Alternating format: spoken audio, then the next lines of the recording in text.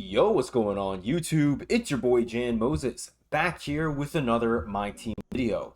I just got home from work a short while ago and it's a few minutes after 11 a.m. so didn't see any spoilers or anyone talking about what 2K has put into the game today. I know a lot of us are really hoping to see some added content for us to grind for to earn more of those bracket buster event collectibles. I'm hoping that we get more than just what we got last week, which was, having to get every single bracket buster promo player and get certain stat-based agendas done with them in order to earn collectibles. It would be nice to see a little more depth to the agendas this week. But let's hop into my team and see what exactly it is that they're giving us. Let's see here. Let's go to the pack market first of all. This does not seem to have changed. Wanted to check out the packs only because I saw that the timer in the pack market for this 100 overall box with Steph Curry in it and the Hall of Fame box was going to expire this morning at 11. So I wasn't sure if that meant that we were going to be getting better boxes, maybe a box that would have intrigued me more than these two, but it might just be that 2K refreshed the limit. So if you were one of those people who spent 450k VC 3 times on this Hall of Fame box, you may be able to buy at least another one today. So if that is something that you're interested in, take a look in the pack market, I guess, but I don't see anything of interest to me. What is potentially interesting to me is any updates that they made to the bracket buster challenges. We have 2 new strings. Oh, wait a minute. I bet this is the same thing as bracket busters. Is it? Yeah, with Torpedo Devin Booker. So it looks like a carbon copy of what we got last week with the bracket buster promo.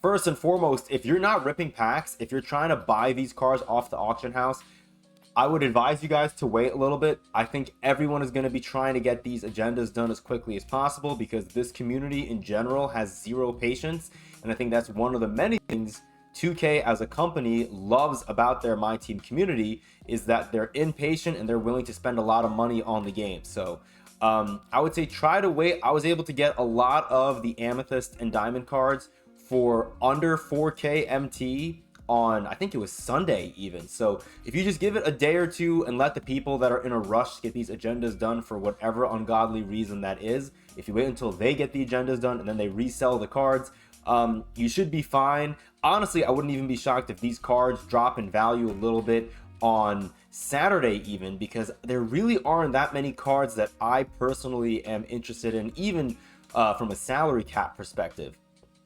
Obviously, these Dark Matters look somewhat interesting. I've not looked at any of their SIGs or anything, so I don't know if they changed Josh Smith's jumper from having Brook Lopez base or not. I know that's an issue for a lot of people, probably myself included if I use the card that has Brook Lopez base. But I guess those of you guys who took a look on 2KDB already have the answer. I have not looked, and we're not going to do that in this video because I don't want to make this video longer than it has to be. But I guess real quick, like I was saying before, I don't think a lot of these cards are going to be that expensive. If you look at the Amethyst cards, I've been saying it all season on this channel that the Amethyst cards that we've been getting on Fridays have been one of the few highlights of Season 5, at least for me, as someone who plays a lot of salary cap. But even these cards don't really excite me all that much. I'll probably add a couple of them. Cody Williams is interesting to me. So is Imani Bates. I did not look at Terrence Shannon Jr. Could be a pretty fun card to run potentially. I've also said on this channel that I have a theory when it comes to these Amethysts that the lower the batch count, usually the better the player will play for you, meaning he probably has, a better jump shot and stuff like that. So, I'll probably still ultimately add most of, if not all of these Amethyst cards, but I think the priorities for me are going to be Nikola Jovic, Imani Bates, Cody Williams, and then maybe Terrence Shannon Jr. Don't know if I really care too much about the point guards that we're getting in this set in the Amethyst tier. Diamonds don't really excite me all that much.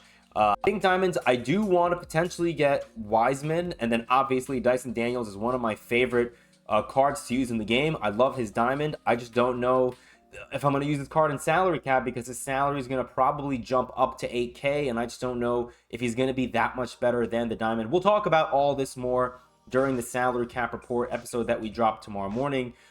Speaking of salary cap, real quick moment to flex that I finally have a winning record in round 3. I'm showing this off now because if I end up playing some salary cap later on today and I end up losing 2 games and then rage quitting salary cap for the day, we're going to go back to being under 500 for round 3. So yeah, we'll talk about all things salary cap on another day, that day being tomorrow. Really frustrating that all we've gone in the game are these challenges. Once again, we're getting a participation trophy being a dark matter event piece for playing 3 King of the Court games, which means we're going to probably get another 100 overall event piece on Sunday for a park win streak. I just don't know if I really care all that much about a 100 overall. You know, I mean, yes, for MT purposes, I guess that's nice, but, you know, it's a lot of time to break down these cards, and you know, you're gonna get, you know, what, a couple 100K MT. I forget the exact value. I had it written down somewhere. I'm just in a really lazy mood. I don't feel like doing any research. I'm sorry. But all that information is out there. I can talk about it more in a different video if you guys want that. But I just don't know if the juice is worth the squeeze when it comes to getting a 100 overall for this event. If you're someone that's maybe, you know, a couple of 100 overalls away from getting a card like a 100 overall that you care for, maybe you want to get Zach Edey, and you can turn this 100 overall piece into 2 dark matter pieces, and that'll help you get closer. There's plenty of reason to grind it out, but I just don't know if it's something I want to do, especially because I already got the 100 overall last week, and I feel like I should be able to get all the cards that I want from the exchange. Speaking of the exchange, we will talk about this card a little more tomorrow, and this will be the last thing that I leave off on. Where is it? Is it in players? No, season 5. Here we go. Jeremy Sohan, really want to get this card. 6'8" point guard. He could be a really interesting card to potentially run at the point guard position. If you get him and then you add Dyson Daniels, you can keep an eye on their salaries throughout season 6. And if either of them drop under 8K to somewhere around 5 or 6K, I think those cards instantly become very valuable. Like, I would not run Dyson Daniels Pink Diamond over his Diamond if the card is 8K salary, but, you know, I'd rather run the Diamond who's at 3,100 salary as of this recording.